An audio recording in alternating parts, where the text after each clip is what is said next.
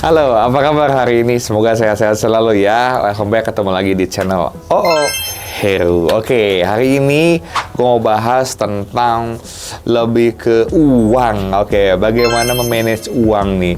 Siapa di sini teman-teman yang selalu gaji dapat, abis itu langsung menguap seperti air menguap di tengah panas uangnya gitu. Tiba-tiba, gila gue baru gajian udah habis lagi uang, cung. Siapa yo yang ngalamin? Oke, gue pernah ngalamin hal yang seperti itu teman-teman gitu ya. Tapi tergantung gimana kalian memanage sih gitu ya. Karena saya pikir memang gaya hidupmu itu akan menentukan keberlangsungan finance kamu ke depan.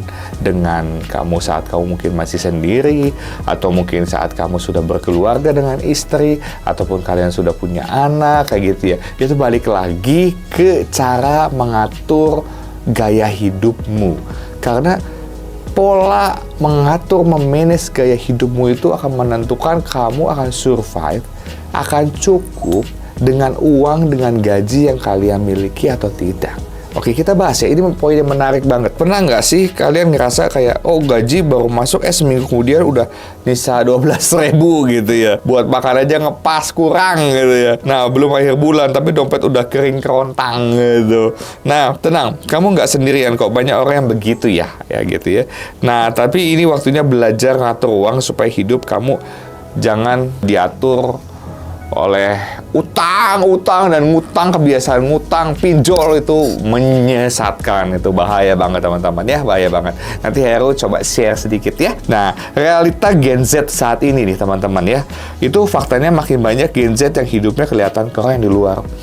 Gayanya sepatu Nike, kaosnya mahal, Zara gitu, tapi ngutang teman-teman. Nah, itu ngeri banget. Itu problema anak-anak muda khususnya di generasi Gen Z saat ini yang tinggal di kota-kota besar ya. Diam-diam mereka tuh sebetulnya dikejar oleh cicilan paylater lah gitu ya. Paylater jalan terus, tabungannya nol besar, nggak ada gitu ya. Semua karena satu hal, nggak ngerti cara kontrol keuangan mereka. Zaman sekarang tuh penuh godaan. Betul ya teman-teman, makanan viral pengen cobain gitu. Di sini ada makanan viral gitu, yuk kita makan yuk. Ya kalau murah oke, tapi kalau mahal gimana? Mau ikutan juga? Nah, banyaknya orang itu tergoda. Outfitnya lucu nih di TikTok Shop, beli keren, beli pada uang ngepas. Padahal nggak perlu juga beli outfit yang lucu karena kaos atau mungkin seragam kamu masih oke, pakaian kamu juga masih banyak yang layak. Kok kenapa harus beli lagi yang baru gitu ya? Terus ada flash sale tengah malam dan boom, wah,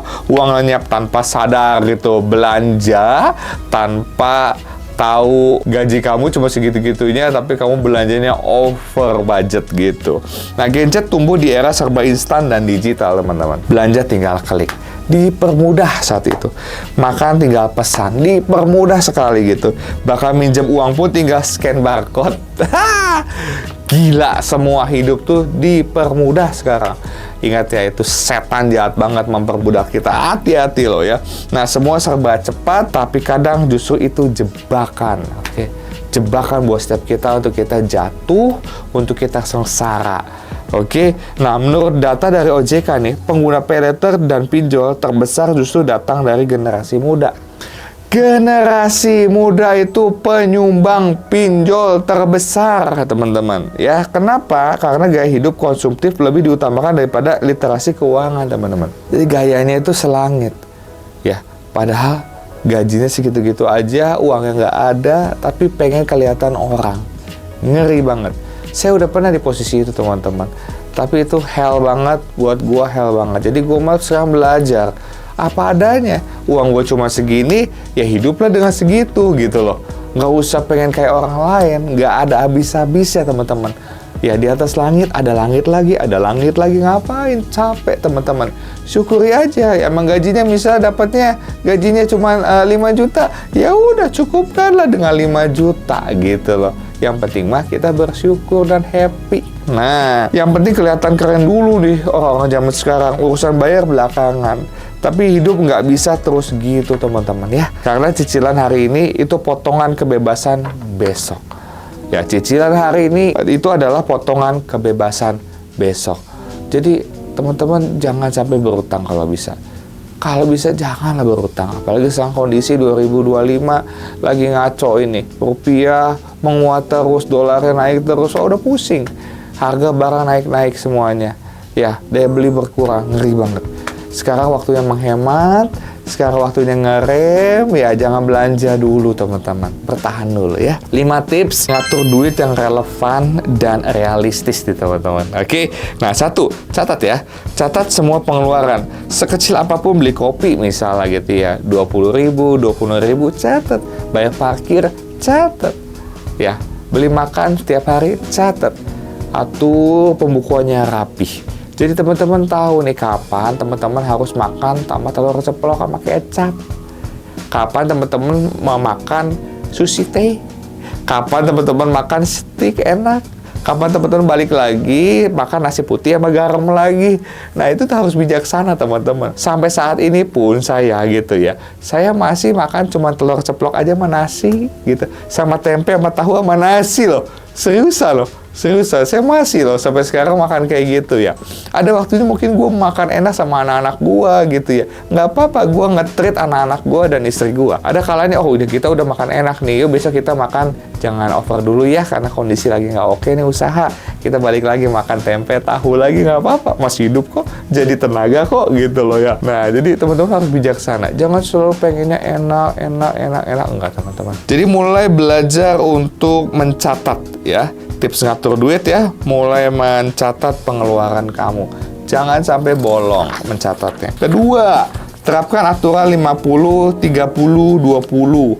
Ya, 50% buat kebutuhan, 50-nya ya. Makan, sewa kos, transport gitu ya, cicilan rumah gitu ya. 30% buat keinginan nongkrong, hiburan gitu ya. 20%-nya itu buat nabung. Ya, nabung bisa buat tabungan, beli asuransi sekarang kita nggak ada yang tahu ya. Kalau kita sakit gimana nasibnya? Ya, jangan sampai uang kita yang kita tabung kepake buat bayar rumah sakit. Jadi teman-teman harus punya asuransi teman-teman ya. Ini simple tapi powerful banget teman-teman. Yang ketiga, jangan pakai pay letter buat hal yang konsumtif. Pay letter itu bukan solusi kalau kamu beli hal yang nggak urgent. Kecuali kamu butuh banget dan bisa bayar tepat waktu, lebih baik hindari. Kalau enggak, kamu bisa terjebak lingkaran cicilan terus-menerus. Almost every day, salah satu bank yang ada di Indonesia gitu ya, itu selalu call me, teleponin, halo Pak Heru, ini cicilan kartu kreditnya mau nggak diubah jadi cicilan gitu, bunganya 0,59 gitu. Promonya menarik loh Pak, gini. Pak Heru mau nggak dikasih uang nih kita? Pak Heru dapat 70 juta, 80 juta gitu ya. Tapi kan tetap harus bayar bunga teman-teman. Betul nggak sih teman-teman? Jadi kalau bisa bayar cash aja lah gitu ya teman-teman ya. Jangan tergoda untuk ngambil uang. Jangan salah teman-teman, itu tuh berbunga, berlipat kayak bola salju nanti. Semakin besar. Dan itu kalian akan kebebeng. Nah, itu bahasa Perancisnya kebebeng. Jadi pusing udah kebebeng sama utang sana sini gitu. Jadi bahaya teman-teman ya. Jadi hiduplah secara cukup sesuai dengan kapasitas kamu. Ya, jangan over capacity. Ya. Oke, jangan ikutin gaya orang lain. Ya, gaya makannya, gaya hidupnya, lifestyle-nya, mobilnya, motor, jangan ikutin. Ikuti sesuai budget kamu aja. Oke, 4, punya 2 rekening teman-teman. 1 buat rekening harian, 1 lagi buat tabungan. Pisahin nih sejak awal, jadi nggak gampang tergoda ngambil dari dana yang seharusnya disimpan. Jadi uang itu dapat gaji ya, dapat cuan, komisi langsung potong plok, masuk ke rekening yang nggak akan diotak-atik. Itu tabungan kamu, jangan diotak-atik, jangan gatel. Kalau kamu nggak memaksakan diri kamu untuk nabung, tidak akan bisa. Mau sampai kamu tua pun, hidup kamu akan selalu minta-minta dan selalu nggak cukup. Seperti itu. Jadi harus dipaksakan, harus diusahakan. Oke. Nah, 5. investasi ilmu, teman-teman. Ya, bukan cuma barang. Belajar soal keuangan itu investasi untuk long term, jangka panjang. Ikut webinar gratis, baca buku keuangan, atau dengerin podcast financial. Semakin kamu paham, makin kecil kemungkinan kamu terjebak gaya hidup yang palsu. Saya belajar banyak sama teman-teman yang memang pengusaha, yang mikirnya, jangan belanja dulu ya, tahan dulu ya untuk saat ini, gitu loh. Jangan buka usaha dulu untuk saat ini. Kamu stay dulu, kembangkan usaha kamu yang ada sekarang, perbaiki sistemnya, manajemennya, dan kamu terus kembangkan explore bisnis kamu yang sekarang. Untuk saat ini stop, buka bisnis baru dulu sampai keadaan membaik. Contoh seperti itu. Jadi teman-teman juga ada yang mengingatkan saya seperti itu. Oke, nah itulah fungsinya kita bisa ngerem nih. Kapan waktunya gas, kapan waktunya rem. Finance tuh seperti itu, keuangan, mengelola keuangan itu. Saya mau kasih contoh aja gitu. Ada teman saya gitu ya. Ya, teman motoran lah gitu ya, gila. Outfitnya oke banget, jaketnya bagus, motornya keren gitu ya. Wah, peturing abis lah gitu ya. Jalan-jalan, naik motor sana-sini gitu. Belanja di saya. Gua mau belanja ini ya, silakan. Pas terakhir-terakhir, boleh ngutang nggak? Kata saya, buset, bayar cuman sekian juta gitu ya, harus ngutang gitu ya. Padahal outfitnya keren loh, bisa berjuta-juta, bahkan motornya juga puluhan juta, ratusan juta gitu loh ya. Tapi kok 1 juta aja harus ngutang, dan ngutangnya lama lagi gitu ya. Maksudnya, buat saya itu sesuatu yang tidak berhikmat buat saya. Kamu harus tahu mana kebutuhan primer dan kebutuhan sekunder gitu loh. Maksudnya, ya kamu harus tahu mana hal yang urgent, mana hal yang enggak gitu loh. Kalau memang uangnya ngepas, ya udah, nggak usah touring dulu gitu loh. Stop touring dulu gitu loh. Bayar utang dulu, itu kayaknya better gitu loh ya. Dengan kayak gini kan hidup kita nggak jadi kebebang gitu, nggak pusing gitu. Jadi buat teman-teman, saya pasti di luar sana juga masih banyak kan seperti itu, gayanya keren, tapi giliran disuruh bayar, susahnya minta ampun. Siapa yang seperti itu? Atau mungkin siapa yang jadi korbannya? Boleh tulis di komentar ya gitu ya. Masih banyak seperti itu. Jadi saya lihat, gila nih orang touring ke sana ke sini gitu. Emang touring nggak pakai bensin? Emang nggak pakai duit? Makan emang touring nggak makan? Emang touring nggak nginep hotel? Nggak bayar hotel? Ya gitu. Kan harus keluar uang. Tapi kok mereka bisa? Tapi bayar utang nggak bisa. Aneh buat saya gitu. Itu ngeri banget ya kalau buat saya. Maksudnya seorang pria gitu sebagai pemimpin di rumah tangganya, tapi kamu nggak punya hikmat dalam mengontrol dan mengelola keuangan keluargamu. Hell man, neraka gitu loh. Kamu nggak akan bisa berkembang sampai kapanpun. Kamu nggak akan bertumbuh secara kapanpun di tengah-tengah keluarga kamu gitu. Karena kamu nggak bisa ngontrol uang gitu loh. Dan suatu saat itu akan jadi bencana buat kamu dan keluarga kamu. Perhatiin aja gitu loh, dengerin kata-kata saya. Jadi tolong dari sekarang, semua teman-teman yang mungkin sedang mendengar saya ngoceh gitu, tolong, kamu harus tahu prioritas. Jangan banyak utang. Kalau bisa jangan berutang gitu loh. Cukupin gitu. Kalau nggak bisa, nggak punya, nggak usah pergi. Nggak usah liburan gitu. Saya kemarin pergi liburan. Aduh, kita kayaknya nggak bisa main jauh, kata istri saya. Kenapa, kata saya? Ini budget uang lagi menipis nih. Kondisi lagi nggak oke usaha. Oh ya oke, kata saya, nggak apa-apa. Yang penting kita bisa main bareng sama anak-anak happy. Nggak usah yang jauh. Kita cari murah aja gitu. Akhirnya kita pergilah ke Anyer, kita main gitu. Habis dari Anyer, saya masih semangat nih. Ayo kita masih ada waktu liburan. Kita pergi kemana yuk? Bali? Lampung? Gitu. Atau mau kemana? Hayu, kata saya mah hayu-hayu aja, dasar nggak mikir ke duit gitu ya. Istri yang pegang duit soalnya. Yang ngatur keuangan, menteri keuangan. Uang saya langsung kasihin ke istri soalnya. Aduh, nggak bisa. Untung istri saya itu bijaksana. Dia tahu mengontrol keuangan. Kapan waktunya untuk happy-happy, kapan waktunya untuk simpan uang gitu. Akhirnya kita nggak pergi kemana-mana. Habis itu pulang ke Bandung, kita stay di Bandung. Bahkan makan pun kita irit gitu. Ada waktunya kita makan enak, ada waktunya kita makan irit di rumah gitu. Nah, itu salah satu contoh yang saya mau sampaikan, bahwa hidup itu nggak harus kayak orang lain gitu loh. Orang lain, teman-teman kita, keluarga teman-teman kita, pada ke Eropa lah, ada yang ke Eropa, trip ajab Jepang, ada yang kemana gitu ya, ada yang beli mobil baru gitu ya. Tapi ya kita nggak bisa ngikutin mereka gitu aja, karena kapasitas kita beda. Mungkin kapasitas saya beda dengan mereka. Jadi hiduplah sesuai dengan kapasitas kalau saran Heru gitu ya. Jangan over capacity, meledak nanti, dor gitu, pusing. Jadi hiduplah sesuai kapasitas kamu. Ya nggak usah malu kok, bersyukur aja. Justru orang yang banyak utang itu malu. Mungkin pakainya Alphard, pakainya Lamborghini tapi ngutang.